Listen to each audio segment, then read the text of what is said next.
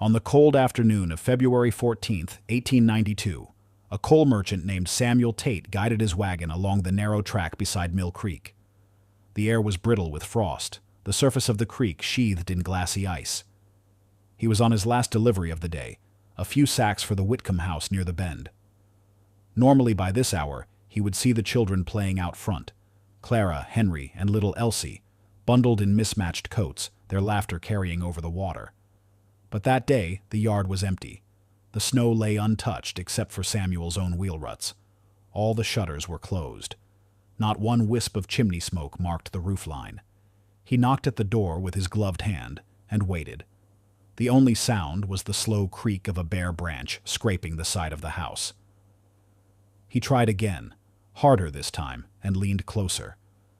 That was when he caught it. An odor faint at first, then undeniable. Sweet, almost medicinal, mingled with the stale breath of air that had not moved in weeks. Samuel's mouth went dry. He called out for Sarah, but there was no reply. By the time he climbed back onto his wagon, his mind was already turning over the oddities he had noticed in recent weeks. The uncollected mail at the general store, the shuttered windows even on mild days, the absence of the children's voices. That evening, over the warmth of his own kitchen stove, he told his wife he meant to speak with Sheriff Greeley in the morning. Sheriff Albert Greeley was 50 years old and had spent most of his career tending to petty disputes and the occasional brawl in the saloon at the edge of town. His badge was more a tool for neighborly persuasion than for true enforcement, and he had known the Whitcombs since before Thomas, the husband, died in the mill accident 3 years earlier. Sarah, he remembered, had been quiet but steady in the months after, always refusing offers of help with a polite shake of her head. He thought of her as a woman built to endure. Still, when Samuel Tate stood in his office the next morning describing the smell and the silence, something in Greeley's gut shifted. Mill Creek was a place where you could hear a dog bark half a mile away, and for the Whitcomb house to fall so still was not just unusual, it was unnatural. The sheriff saddled his horse and rode out that afternoon, the ground hard beneath iron shoes, his breath clouding in the cold air. The sky hung low and colorless, the creek frozen in its meandering course. As he approached the bend, the Whitcomb house rose out of the bare trees, its clapboard walls the gray of old bone. He noticed at once that every window was sealed, some with crossbars of nailed timber visible even from the yard. The front steps had been cleared of snow, but the porch was empty. He dismounted, boots crunching on the frozen ground, and mounted the steps. The first knock sounded too loud in the hush. No answer. The second knock was met with the faintest scuff of movement inside, as if someone had shifted their weight on the floorboards. Then the latch turned, and the door opened a narrow span. Sarah Whitcomb stood there, her frame thin inside a high-necked dress buttoned to the throat. Her hair was pinned severely, her eyes shadowed in a way that made it hard to read them. "Sheriff," she said, her voice flat but polite. "Is there something you need?" He explained that the neighbors had been worried, that no one had seen the children. Her gaze slid past him toward the white field beyond, as though something far away held her attention. Then she said, "They're resting. Please don't wake them." The words settled in the air between them, too calm for the unease they carried. He asked if he might come inside. She stepped back without argument. The air within was heavy, colder than it should have been with a fire lit in the hearth. Curtains were drawn tight. The parlor was neat to the point of vacancy. No books left out, no boots drying by the door, no scattered toys. On the dining table, 4 plates were laid, each empty, each clean. From the corner of his vision, he saw a narrow stair leading upward. Sarah's eyes followed his, and she shook her head almost imperceptibly. "Let them be," she murmured. "They've had enough of the world." That was the moment when Greeley understood that something was deeply wrong in the Whitcomb house. But the shape of that wrongness, the path that had led to it, was still hidden. To uncover it, he would have to look back, before the shutters, before the silence, before the winter pressed in. And that is where our story begins. If you find yourself drawn into this mystery, take a moment to share your thoughts and let others know what you think happened here. Your voice keeps these forgotten stories alive. Before the Whitcomb house became a shuttered silhouette against the winter fields, it had been a place of light. Sarah Ellen Reeves was 21 when she married Thomas Whitcomb, a millwright at the woolen factory that stretched its long brick body along the banks of Mill Creek. Thomas was 8 years older, broad-shouldered from years of lifting and setting the heavy beams that framed the mill's machinery. He had a calm manner, the kind of quiet patience that made him well-liked in the workshop and trusted in the town. Sarah had been raised a few miles upriver on her father's modest farm. She was the youngest of 5, the one her mother trusted with mending, with keeping the lamp chimneys clear and the cupboards neat. Those skills served her well in the small white house Thomas rented from the mill's owner. The front porch looked down the slope to the creek, and in the warmer months, she would leave the windows open to catch the hum of water over the rocks. In the first years, the rhythm of their life was simple. Thomas rose early, walked the half-mile to the factory, and returned at dusk with the smell of wool grease and sawdust clinging to him. Sarah kept the garden in straight rows, baked bread on Saturdays, and on Sundays they attended the small Methodist chapel at the Bend. She joined the ladies' sewing circle, and her laughter, though never loud, was easy then. Their first child, Clara, arrived in the summer of 1882, a dark-haired baby with a stubborn gaze. 2 years later came Henry, fair like his father, and in 1887, Elsie, whose small, delighted laugh could turn heads in the pews. The Whitcombs were not wealthy, but they were known for the neatness of their home and the brightness of their children's clothes.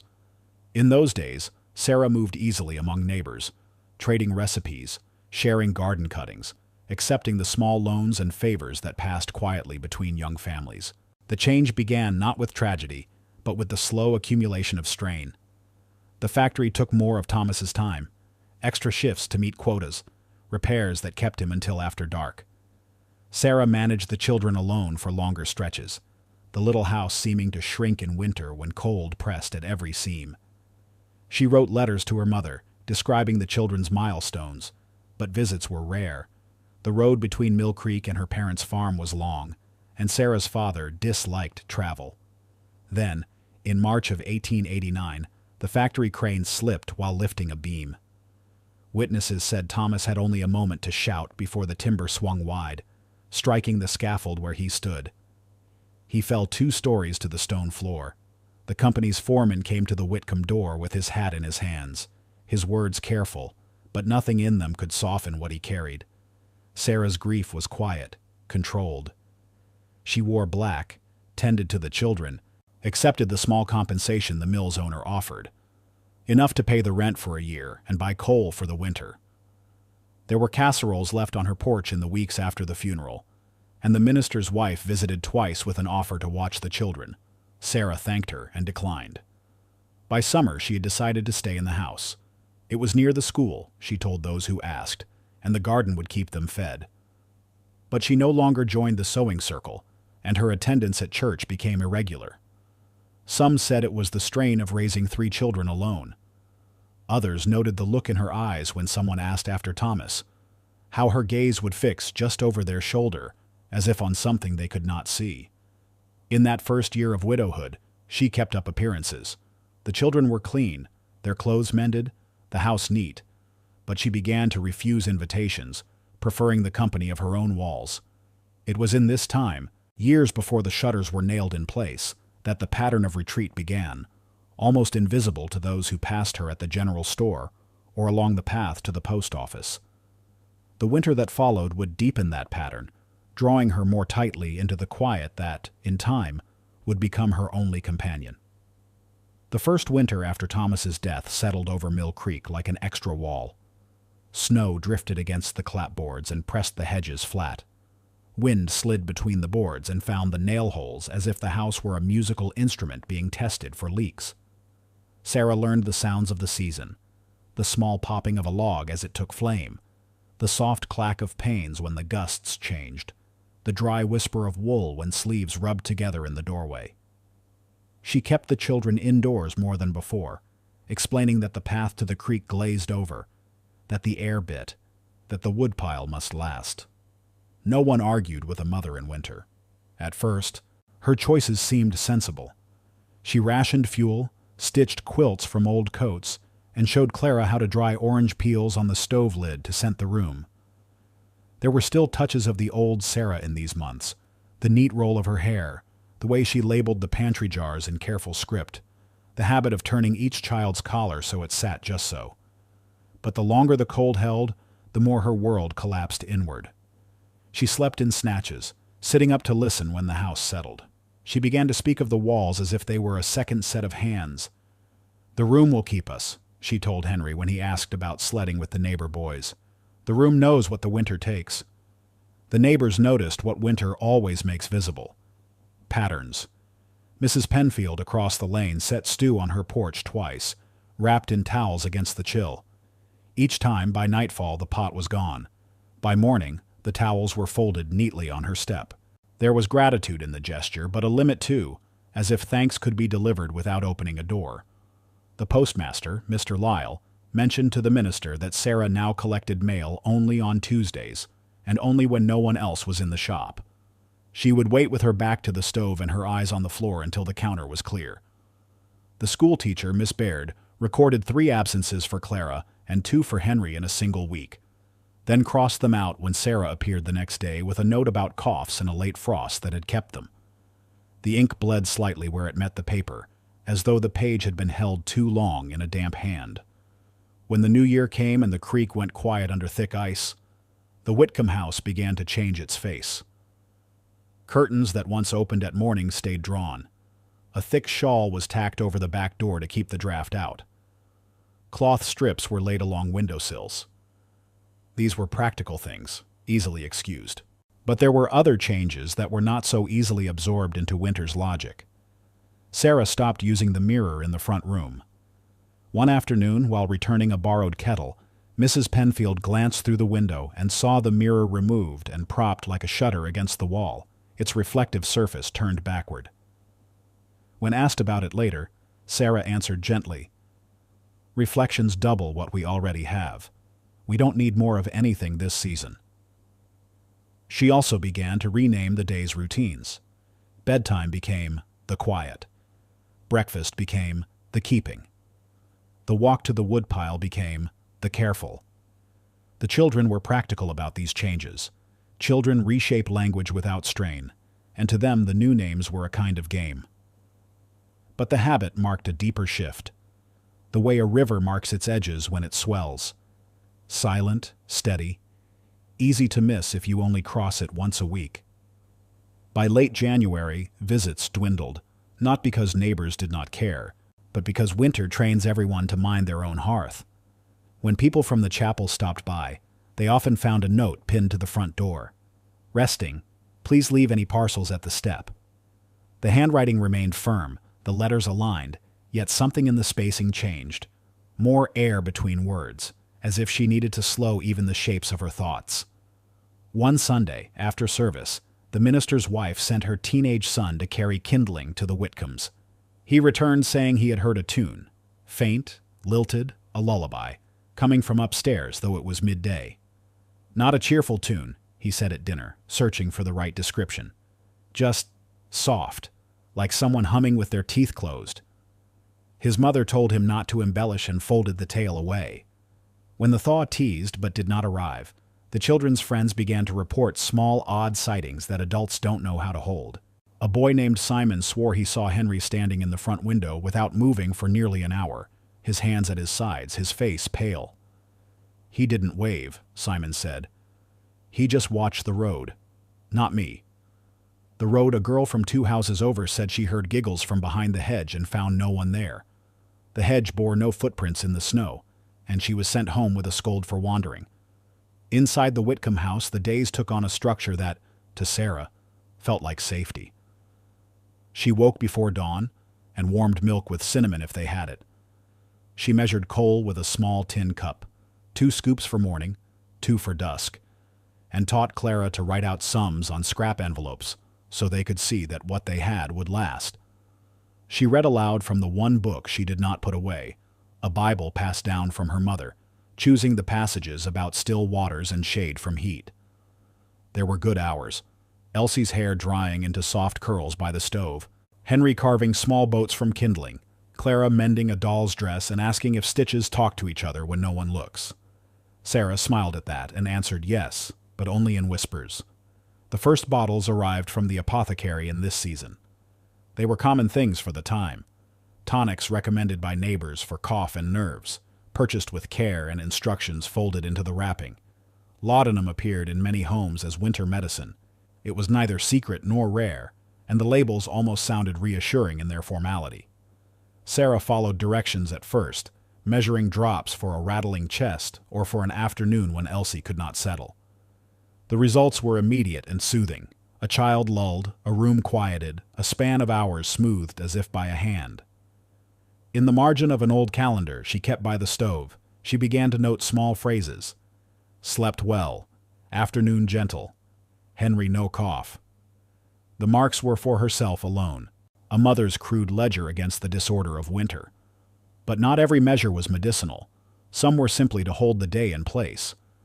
She learned that children sleep more easily when light is even, that the eye seeks brightness and grows restless when it finds it. So she evened the house. She hung a blanket over the one window that still bled a strip of sun across the floor at noon. She lined the parlor rug with a second rug so footsteps would not echo. She asked the children to speak in quiet voices because sound carries differently in winter and upsets the air. We let the house breathe, she told them. We keep it from startling. They nodded in the way children do when the rule sounds kind. By February, those outside the Whitcomb door began to speak of the family in the language of weather. Have you seen them? Became, are they keeping? Is Sarah unwell? Became, is she wintering hard? Pity wrapped itself in euphemism and shyness. There were no laws about visiting too much or not enough. There were only habits and unwritten courtesies, and those tend to favor leaving people alone in their hardest hours. One late afternoon, with the sky clear as glass and the cold sharp enough to chime nails in the fence, Miss Baird made her way to the house with a satchel of readers and a small jar of jam. She had told herself she would stand firm at the door and insist on seeing the children, not to judge, simply to assess. But when Sarah opened at her knock, the teacher faltered. The room behind her was dim, neat, and quiet, in a way that felt tender rather than empty. Sarah's face was thinner. Her eyes were not red, not swollen, only focused as if on a string stretched taut between her and something in the middle distance. I brought primers, Miss Baird said. Clara will outpace the class if she keeps reading at home, but I'd like Henry to keep his sums. She tried a laugh that landed too softly. That's kind, Sarah said, and stepped aside enough for the bag to pass without letting the cold fully in. They're resting. The cold makes them forget the difference between night and day. I like to give them one more hour when I can. Perhaps I might look in, the teacher began. Perhaps another day. The refusal held a courtesy that closed like a latch. Come when the creek runs again, Sarah said, and smiled the way people smile when they wish something could be true soon. That night, the wind changed. On its new path, the currents carried smells not usually noticed. The iron tang of cold water trapped, the faint sweetness of a tonic left uncorked, the scorched wool from mittens dried too near the flame. Mr. Tate, returning late from a delivery to the far ridge, turned his head as he passed the Whitcomb yard and frowned, storing the scent in memory because that is what instinct taught him to do. In the morning, another small thing registered in the town's ledger of oddness. Mr. Lyle stacked 2 letters for Sarah behind the counter and marked her name in pencil on a third, a circular for seeds she would not plant. He looked at the calendar and tapped the square for Tuesday. If she did not come that day, he told himself, he would ask the minister to stop by again. And then a customer arrived with a broken strap and a story about his mule, and the thought drifted to the back of the mind where winter keeps such things until they are needed. Before the deep freeze broke, the pattern had hardened. The Whitcomb house was visited and not entered, spoken of and not addressed, watched and not seen. Inside, Sarah counted the beats of the day and wrote new names for them, certain that if she could keep the world measured, it would spare the 3 small lives entrusted to her. The creek would eventually move again. Spring always came. But the winter had already done its work. It had taught the town how to leave her be. It had taught Sarah how to close the windows.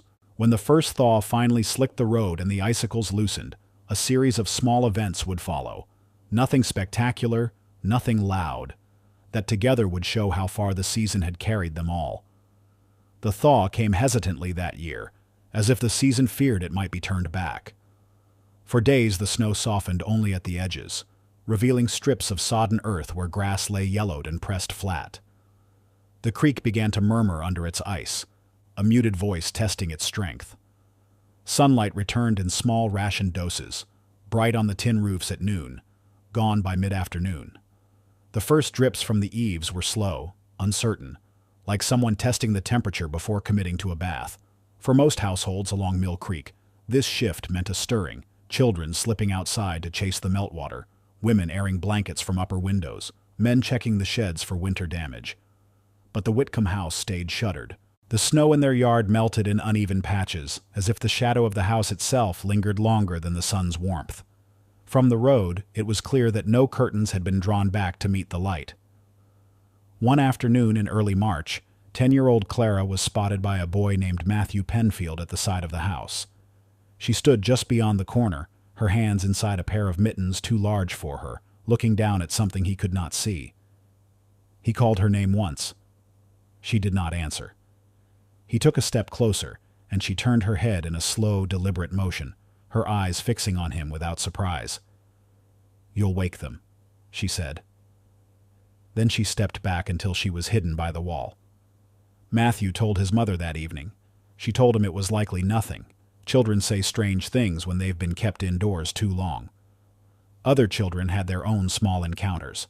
A girl named Ruth, from 2 houses toward the bend, claimed she had been playing near the fence when she heard someone humming. She peeked through a knothole and saw Elsie, the youngest Whitcomb, sitting cross-legged on the ground with her eyes closed, swaying gently. She was making the same sound over and over, Ruth said later, like it was a song for no one. By the time she circled to the gate to say hello, the yard was empty. The adults heard these stories with indulgent smiles or mild frowns. Children imagined things. Spring fever played tricks. Still, each account left a small weight in the listener's mind, the kind that doesn't vanish, only settles deeper. It was around this time that the minister's wife, Mrs. Hammond, decided to make a visit. She brought with her a loaf of brown bread and a small jar of pickled beans. The air was damp, the road soft underfoot. She knocked twice, firmly.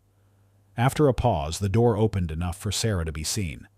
She was wearing a dark dress, sleeves buttoned at the wrist, her hair braided and wound at the back of her head. "Spring is near," Mrs. Hammond said, lifting the bread. "Thought you might use this, and some beans. We've all been through the same winter." Sarah thanked her in a low voice and took the offerings without letting the door open wider. "The children?" Mrs. Hammond asked. "They're resting," Sarah replied, the same phrase she'd used before. "It's best to let them finish their rest. You know the Sunday school will start again after the thaw." "Yes," Sarah said, her gaze sliding down to the bread in her hands. "We'll see." And with that, the door closed, the latch catching softly. Mrs. Hammond walked back down the lane unsettled. She told herself that grief takes its own shape, and that perhaps Sarah would return when the season turned fully. Yet there was something in her manner, something not merely sad, but enclosed, as if a wall had been built inside her, higher than any fence. A few days later, the first real break in the ice came. The creek's voice grew stronger, and small sheets of frozen crust broke loose and turned slowly toward the bend. In the bright glare of afternoon, Matthew Penfield's father noticed that one of the upstairs windows of the Whitcomb house had been covered not with cloth but with thin boards nailed directly into the frame from the inside. The wood was raw and fresh, pale against the weathered siding. He mentioned it to Samuel Tate at the post office, and Samuel nodded, saying only that he'd seen the same on the backside a week ago. "That's not to keep weather out," Matthew's father said. Samuel shrugged in a way meant to end the subject. In small towns, certain conversations stop themselves. The postmaster, Mr. Lyle, had his own quiet observation. Sarah's Tuesday visits for mail had ceased entirely. 3 letters for her now sat in a drawer, along with 2 circulars and a package wrapped in brown paper that had come from an apothecary in Reading. The package had a faint smell of cloves and something sharper beneath. One evening, as dusk slid over the fields, Henry was seen at the upstairs window by a passing farmhand. The boy was motionless, his face pale in the dim light, his gaze fixed somewhere beyond the man's shoulder. The boards covered part of the glass, leaving a narrow gap through which Henry watched. The farmhand raised a hand in greeting. Henry did not move. By the end of March, these moments, the sightings, the strange phrases, the nailed boards, had begun to form a pattern in the minds of those who noticed them. But each held their own counsel. The winter had trained them to keep their worries quiet, to speak of the Whitcombs in soft tones, if at all. It would take one more unsettling incident, small and almost easily dismissed, to nudge anyone toward action. And by then, the season for easy solutions would be nearly gone. It was a pale morning in early April when the incident happened, the sort of day when the ground was still damp from melted snow, but the air carried the promise of warmth. Mrs. Penfield had stepped out to sweep her porch when she noticed a small figure farther down the lane. At first, she thought it was one of the Hammond children on an errand, but as the shape drew closer, she saw it was Elsie Whitcomb. The girl was barefoot, her nightdress brushing her ankles, her hair uncombed and tangled over her shoulders. She moved without hurry, stepping carefully as if the road might break under her feet. Mrs. Penfield called to her, but Elsie did not answer, only turned her head slightly, then continued toward the bend. Alarm pricked at the edges of the older woman's calm. She pulled on her shawl and walked quickly to catch up. "Elsie, dear, it's chilly.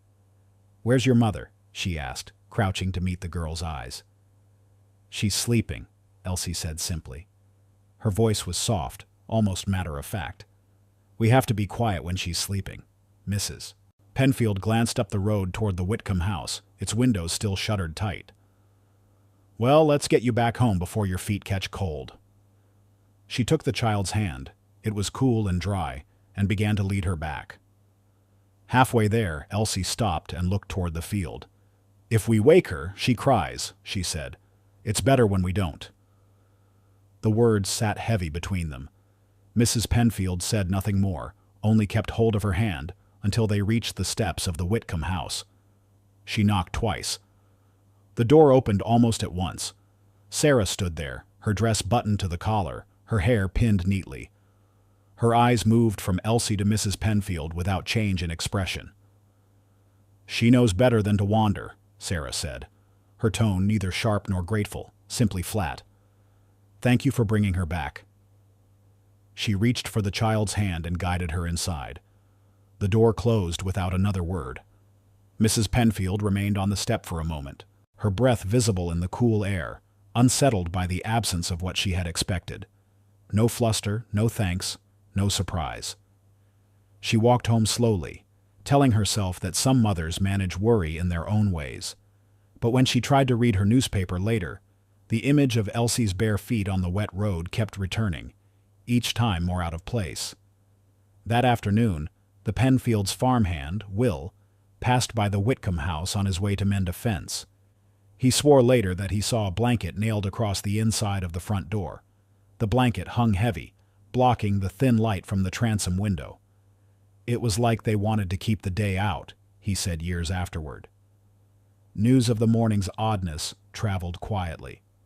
At the post office the next day, Mrs. Penfield mentioned Elsie's walk to Mrs. Hammond, who pursed her lips and said, "It's not the first time the children have been seen out alone." But no one yet called the sheriff. In 1892, a child wandering barefoot was curious, perhaps cause for neighborly concern, but not for formal complaint. Mothers were trusted to know best, and privacy was guarded more fiercely than safety. Still, for those who had noticed, the unease began to take root. The image of the youngest Whitcomb child out on the road before breakfast lingered in minds, and with it came the thought, unspoken but shared. Something inside that house was not as it should be. And then, as if to seal the sense that the Whitcombs were slipping further from the reach of ordinary life, the shutters on the upper floor were nailed shut within the week. The pale wood of the boards caught the sunlight like a warning. though no one named it as such. People passed on their way to the mill or the store, glanced once, then fixed their eyes ahead. No one knew it yet, but the season for asking gentle questions had ended.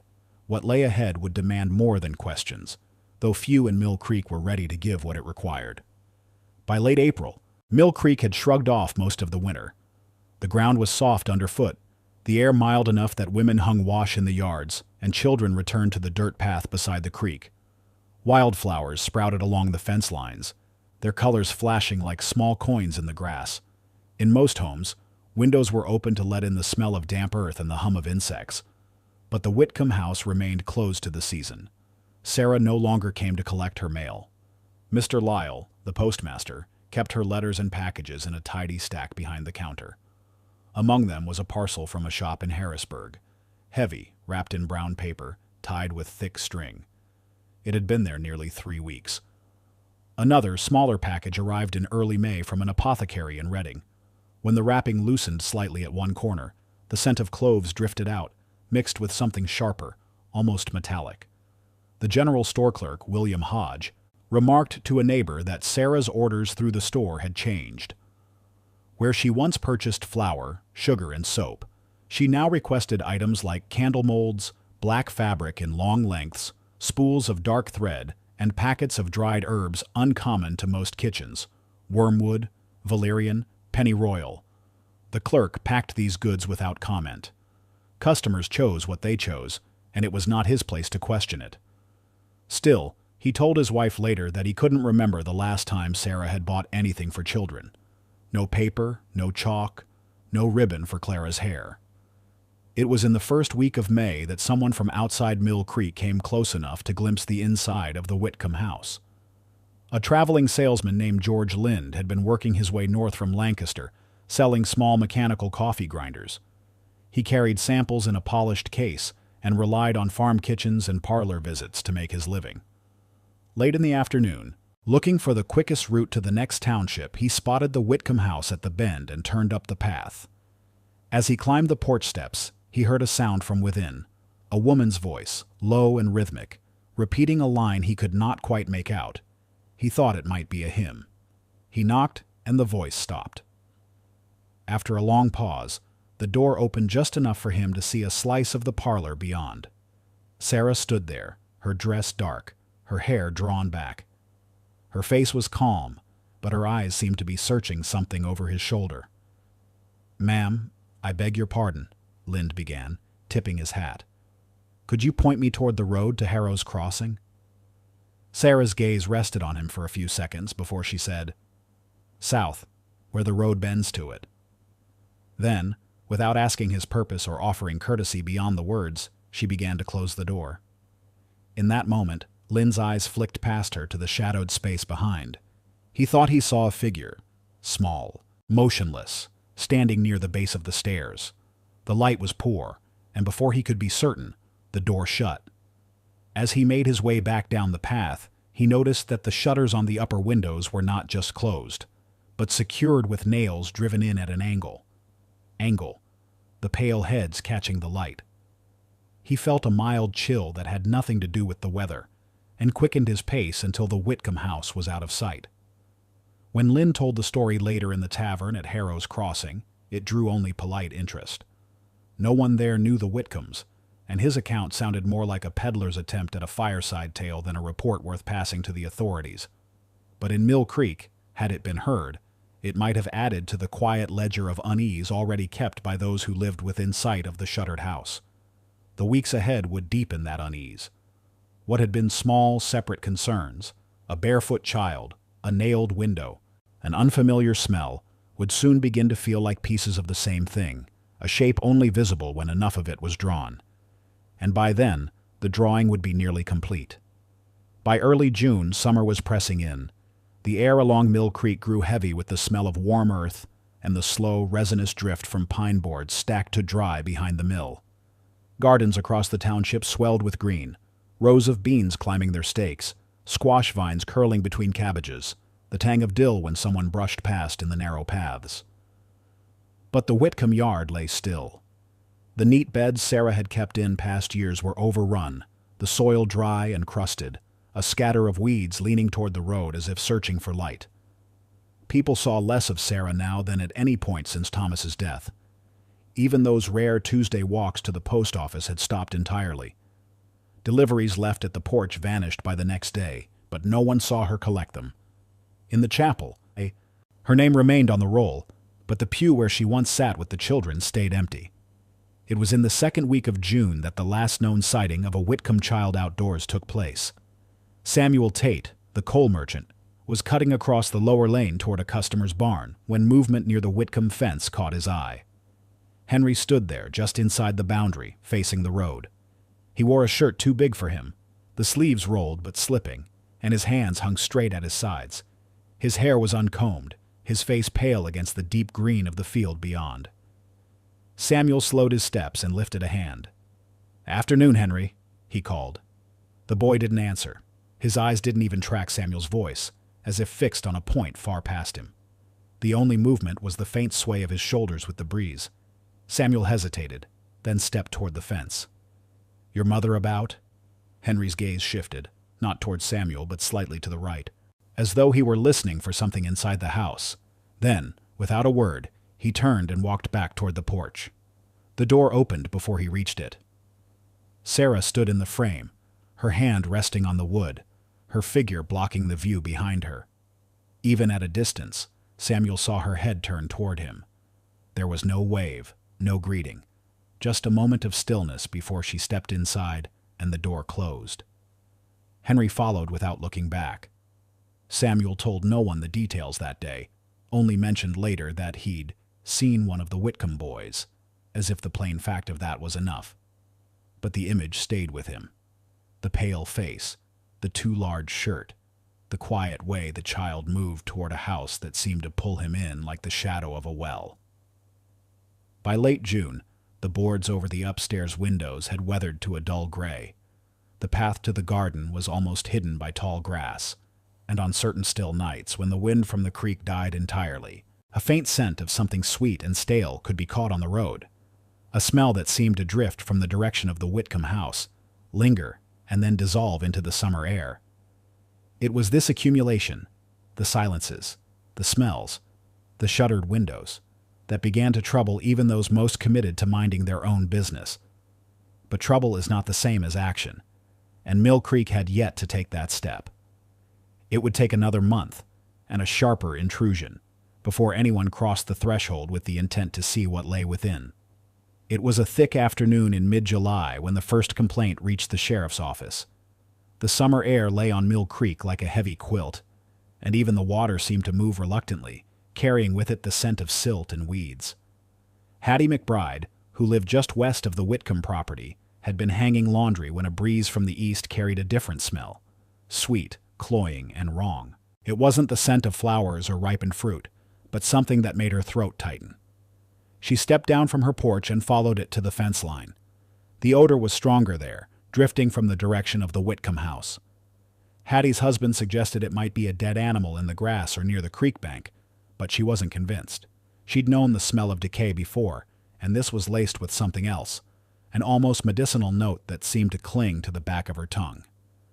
The next morning, she walked into town and told Sheriff Greeley. The sheriff listened without interrupting, his hands folded over the blotter on his desk. When she finished, he asked if she'd spoken to Sarah herself. Hattie shook her head. "She doesn't answer when I knock anymore, and it's not my place to push my way in." That afternoon, Greeley rode out toward the bend. The road shimmered in the heat, and cicadas rattled in the hedges. As the Whitcomb house came into view, he noted the same shuttered windows, the same boards nailed over the upper panes. The grass in the yard was high now, swaying against the clapboards. No sound came from inside. He dismounted and walked to the porch, where a small bundle wrapped in brown paper sat by the door. The paper was creased, the string dampened slightly by the humidity. When he bent to look, he saw the post office stamp from Reading and a faint dark stain near one corner. The smell from it was faintly familiar, though he couldn't place it. He knocked. After a long pause, the door opened. Sarah stood there in a dark dress despite the heat, her hair pinned with the same precision he remembered. Her eyes were unreadable. "Afternoon, Mrs. Whitcomb," Greeley said. "I wanted to check in. Some folks have been concerned. They say there's been an unusual smell." Sarah's gaze flickered past him toward the road, then back. "There's nothing here to concern anyone," she said evenly. "We are well." "Are the children inside?" "They're resting. The heat makes them slow." "I'd like to speak with them," Greeley said. For a moment her expression held steady. Then she shook her head, the motion small but firm. "Another day, perhaps. They've only just settled." Behind her, in the dim hallway, he thought he heard the scrape of a chair leg against the floorboards, followed by stillness.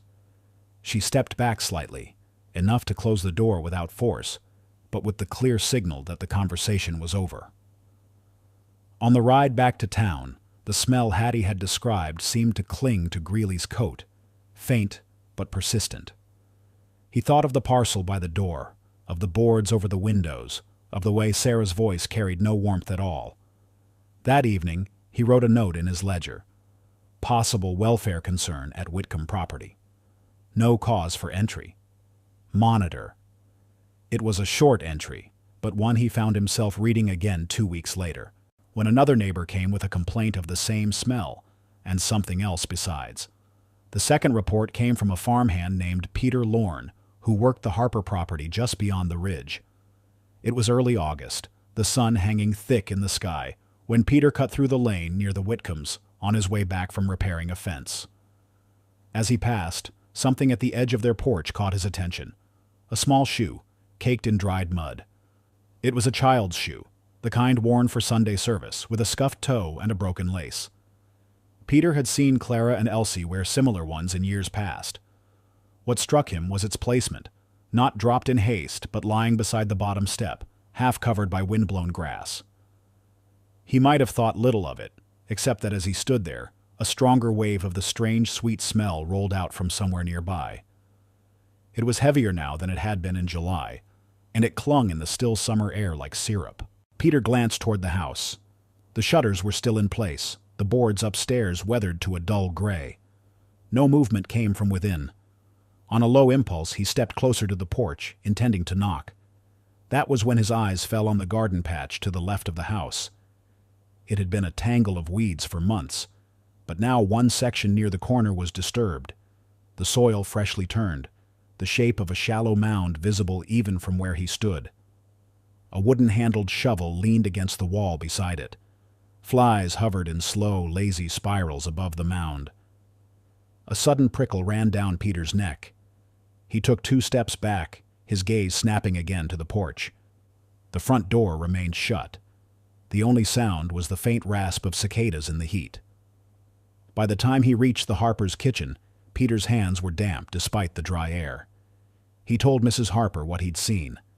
She listened, her brow tightening, and then insisted he go straight to the sheriff. That afternoon, Peter repeated his story in Greeley's office, adding that the shoe by the step looked far too small to belong to Clara anymore. The sheriff's pen tapped against the desk as he considered. 2 complaints in less than a month, both about the smell. Now a fresh mound of earth, a child's shoe, and the same sense of isolation whenever he'd tried to speak to Sarah. "I can't walk into her house on a feeling," Greeley said at last, "but I can ask the magistrate for a writ to inspect the property. If she refuses entry, we'll have cause." The paperwork was drawn up that evening. The following morning, the sheriff would ride out to the Bend with Deputy Owen Bird, the writ folded neatly in his pocket. Neither man yet knew that what waited behind the Whitcomb door would follow them the rest of their lives.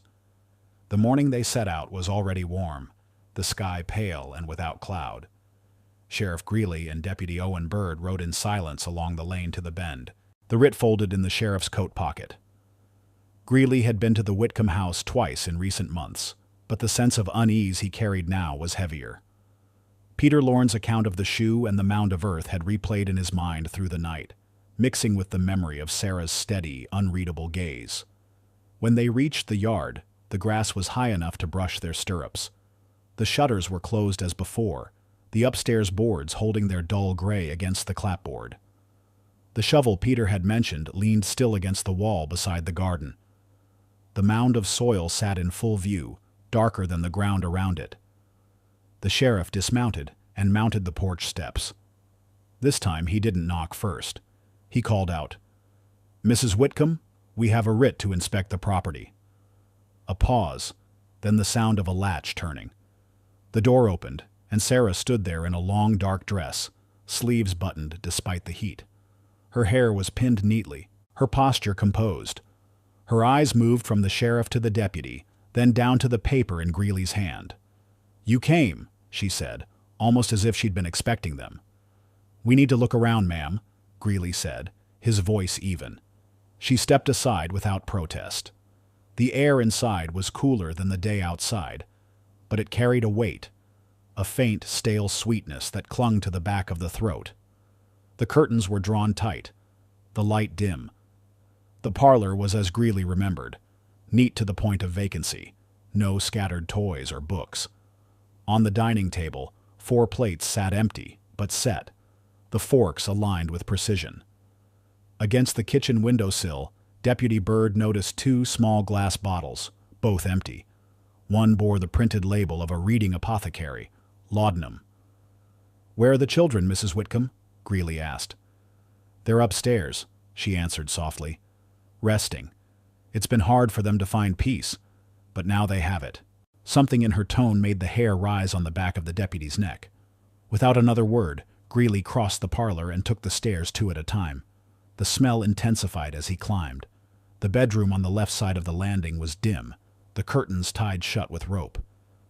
The windows were boarded from the inside, pale wood against pale light. 4 small beds lined the walls. In each bed lay a child, the sheets pulled smooth, the faces pale and still. Clara, Henry, and Elsie, he knew them all, and a 4th bed that held a boy who could only be Henry's younger brother. Greeley stepped to the nearest bed and touched the small wrist. Cold. No breath, no movement. Elsie's stiff fingers clutched a rag doll. Henry's hair had been combed, the part straight and neat. The youngest lay curled slightly to one side, eyes closed but not tightly shut. The sheriff's stomach turned. He checked each in turn, finding the same: stillness, cold, and the unmistakable weight of death. Downstairs, Sarah had moved to a rocking chair in the corner of the parlor. She was humming, the tune slow and unfamiliar. "They're safe now," she said when Greeley returned to the room. "I did what I had to do." Byrd's hands tightened at his sides. "What do you mean, safe?" "They won't have to feel the cold or the hunger," she said, her eyes fixed somewhere beyond the deputy's shoulder. "The world can't take them now." The sheriff drew a breath and told Byrd to send for the coroner immediately. Sarah made no protest as they informed her she would be taken into custody. She rose from the chair, smoothed her dress, and walked toward the door, as though leaving for an afternoon visit. Outside, the heat struck hard, but Greeley felt cold all the way through. The image of the 4 beds would not leave him, neither would the words she had spoken, words that sounded not like confession, but like the closing of a task she had long prepared to finish. The coroner, Dr. Harlan Clegg, arrived within the hour, his buggy raising small clouds of dust along the lane. With him came 2 assistants carrying canvas satchels, and the kind of solemn quiet that follows men who have seen too much of death in small towns. Sheriff Greeley led them inside, past Sarah sitting calmly in a straight-backed chair, her hands folded in her lap. She did not look up as they passed. Upstairs, Dr. Clegg moved slowly from bed to bed. He noted the cool temperature of the room despite the summer heat outside, the windows sealed and boarded to keep light and air from entering. Each child lay as if in sleep, their faces peaceful, without marks or signs of struggle. Elsie's lips were faintly tinged, the same as Clara's and Henry's. The youngest boy's small hand rested near his mouth, as if it had been placed there.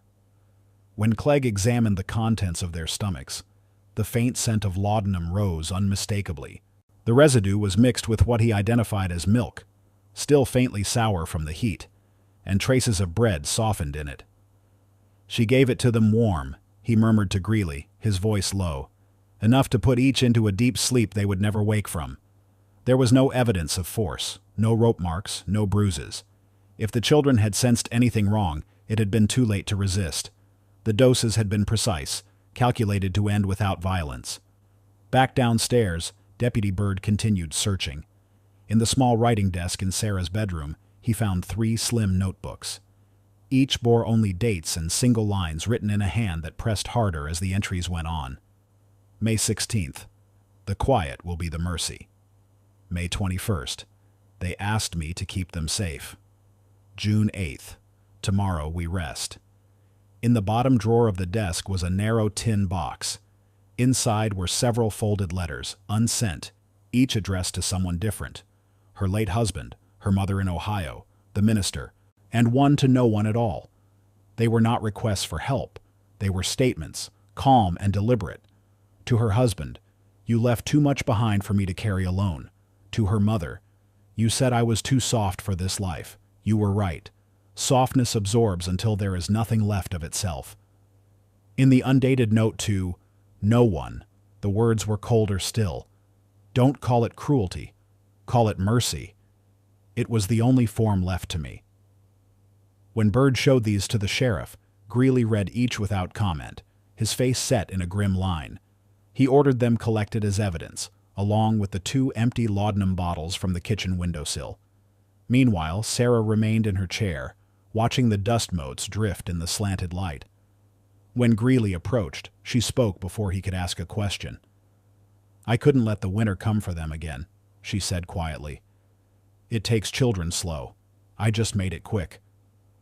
There was no tremor in her voice, no plea for understanding. It was as though she were reciting a truth she had come to long before this day. By the time the coroner's men carried the small, shrouded forms to the buggy, a few neighbors had gathered at the edge of the yard. None spoke. A pair of women held their aprons to their mouths. The sound of the wheels on the packed dirt was the only thing that followed the grim procession away from the Whitcomb house. Inside, the sheriff looked once more at Sarah before leading her outside. She stood without being told, smoothed the front of her dress, and walked to the waiting wagon as if heading toward a place she already knew. The formal investigation began the next morning, July 14th, in the sheriff's office. The notebooks, letters, and laudanum bottles were placed on the table alongside the coroner's preliminary report. Dr. Clegg's findings were clear. Each child had ingested a lethal dose of laudanum, likely administered within minutes of one another. There were no injuries, no defensive marks, no signs of restraint. The sequence had been deliberate, measured. Sheriff Greeley requested the assistance of Dr. Ezra Mallory, a physician from the county seat, with experience in cases involving mental instability. Mallory examined Sarah in the holding room of the small jail, where she was being kept under what they called protective watch. She was composed, answering questions directly but without emotion. Mallory began gently, asking about her children. "They were mine to keep," she said. "No one else could understand what they needed. No one else would do it right." When he asked why she had given them laudanum, she replied, "Because it's the kindest way to go." They slept. There was no hunger, no cold, no waiting for the world to take them in pieces. Her words were not hurried or defensive.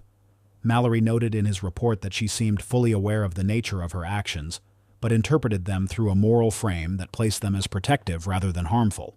In modern terms, he might have called it a fixed delusion shaped by grief and prolonged isolation. Meanwhile, Deputy Bird continued cataloging the contents of the Whitcomb house. In a false panel beneath the floorboards of Sarah's closet, he found another bundle of letters, 9 in all, written between February and June of that year. They were addressed to various people, but never sent. One to her late husband read, "I tell them you're in the soil now, growing into the wheat. They believe it, and that terrifies me. They believe everything I say." One to her mother, "Softness has a cost. It takes in every fear, every hunger, until I cannot find where I end and they begin." The most chilling was dated June 7th, the day before the coroner estimated the children had died. "I have sung them to sleep 1,000 times, but they always wake to more sorrow. This time I will hum until they stay sleeping. There will be no more winters without shoes." These letters were written in steady script, without crossings out, as if she had thought them through before ever setting pen to paper. Greeley read them in silence, his hand resting on the desk. The evidence painted a picture that was both clear and difficult to accept. There had been no sudden rage, no momentary lapse. The act had been planned, justified in her own mind as an act of mercy. By the week's end, the magistrate ruled that Sarah would not be held in the county jail, but transferred to the state hospital for the insane in Harrisburg for full psychiatric evaluation. There, her statements would be recorded in greater detail, and the question of her competency to stand trial would be decided. In Mill Creek, the news spread quietly. Neighbors spoke of the case in low tones, shaking their heads not only at what had happened, but at how long the signs had been there without anyone stepping forward.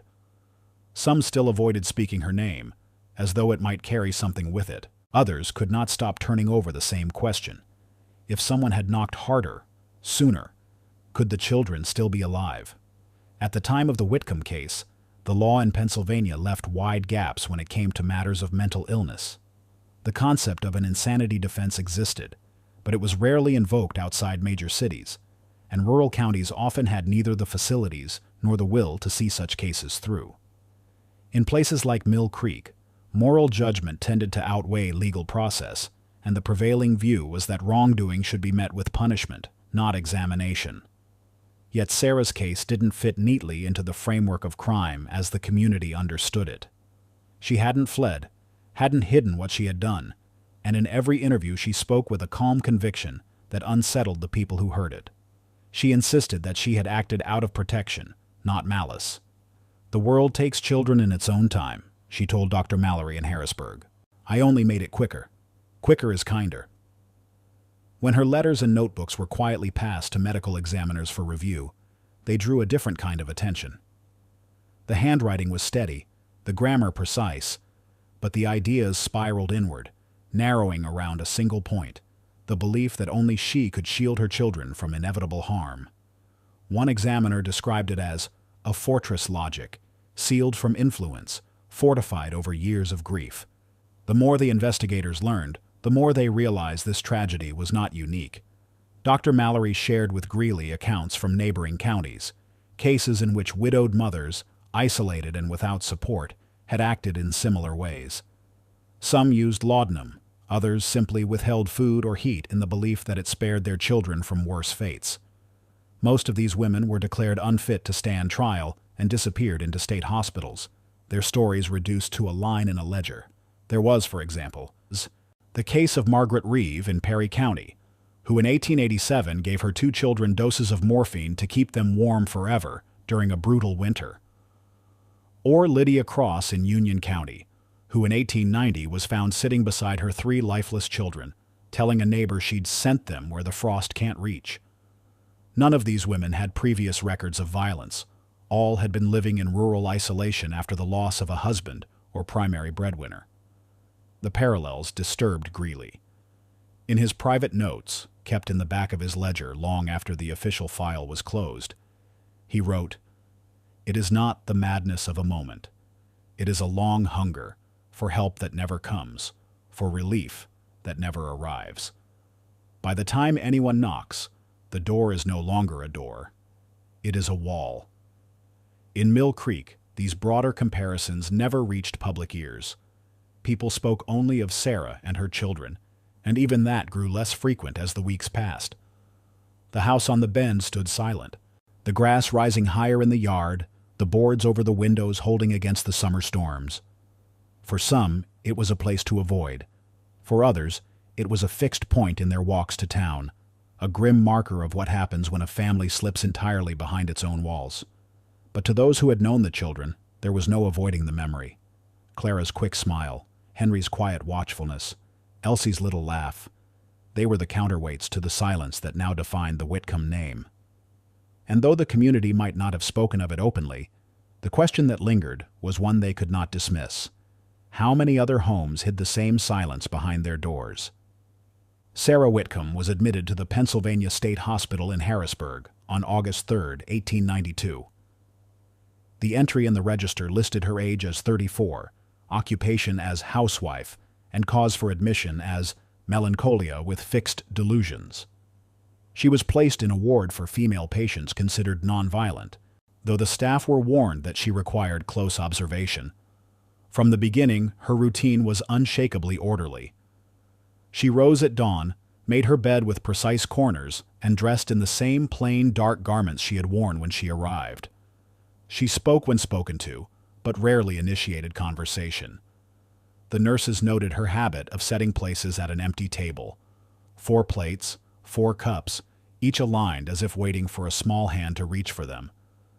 When asked about it, she would smile faintly and say, "They'll be along." In the hospital's day room, she often sat by the tall windows, her sewing basket in her lap. The garments she mended were tiny, socks no larger than a palm, the sleeves of small dresses, though no such clothing existed in the ward. She worked with quiet concentration, threading dark thread through fabric until the light shifted in the windows. Occasionally, during reading sessions, she would hum under her breath. It was not a recognizable hymn or lullaby, but the same low, measured tune Sheriff Greeley had heard in her parlor on the day of the arrest. When a nurse asked her about it, she answered simply, "It helps them sleep." Years passed with little change.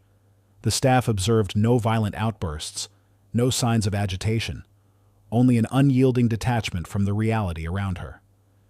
New patients came and went, but Sarah's place in the ward remained constant, her daily rituals unaltered. In 1905, a young nurse named Margaret Evans joined the hospital staff and was assigned to Sarah's ward. She later wrote in her diary about her first evening there. She sat with her back to me, arranging invisible cups before her. She nodded as though in reply to someone I could not hear. When she turned, her expression was gentle, but her eyes were far away. I asked who she had been speaking to. "The children," she said, as though I were the one who had forgotten. By the 1910s, age had begun to touch her, her hair graying at the temples, her posture bending slightly, but the routines persisted. On certain cold nights, she would ask the nurses if extra coal had been brought in. "They don't like to wake up cold," she'd say, and the staff, uncertain how to answer, would simply nod and adjust the fire. No one in Mill Creek came to visit. Her mother had died in Ohio not long after Sarah's admission, and her few remaining relatives had long since moved away. For the town, she was no longer a presence, only a name attached to an old story that most preferred not to tell. In January 1913, a hospital physician noted in her file that her health was declining. She was still cooperative and calm, but her heart was weak, and she tired easily.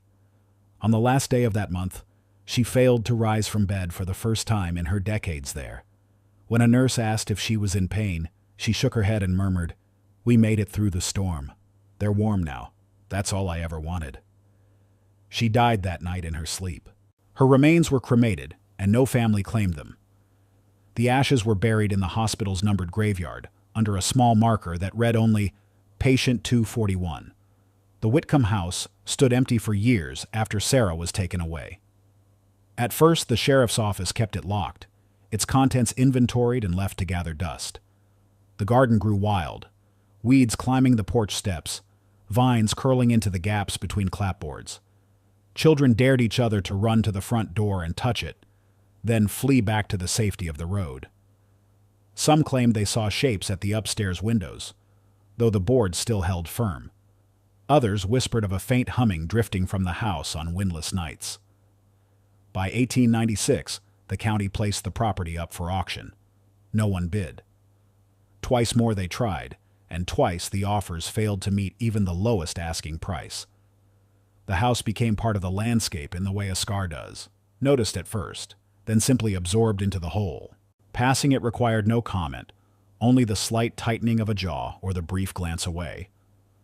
In the winter of 1901, a lightning storm swept across Mill Creek. A bolt struck the rear roofline of the Whitcomb house, setting fire to the dry timbers in the attic. By the time the neighbors noticed, the flames had already eaten through the upper floor. The volunteer brigade arrived too late to save anything but the shell. What remained collapsed inward, leaving only the stone foundation and a charred outline of walls. The county cleared the debris the following spring, leveling the ground. No one rebuilt there. The lot grew over with grass and wildflowers, and in summer the hum of bees replaced the creak of shutters. Yet the story of Sarah and her children never truly left Mill Creek. It traveled in low voices at the edge of gatherings, in the private confessions of those who had seen something and done nothing. Some spoke of guilt, how they might have knocked harder, asked differently, stepped past the threshold. Others defended their silence as respect for privacy, a value that in this place was nearly sacred. Years later, long after the house was gone, a young woman tending her grandmother's garden found a child's shoe buried at the edge of the property. Scuffed, its leather worn soft with age, it fit easily in her hand. The grandmother, who had been a girl during the time of the Whitcombs, took it without surprise and set it on a shelf in the kitchen.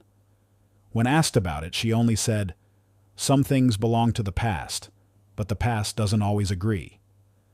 The graves of Clara, Henry, and Elsie rest in the small cemetery on the rise beyond the church. Their markers are simple: first names, birth and death years, nothing more. Fresh flowers appear there from time to time, though no one admits to leaving them.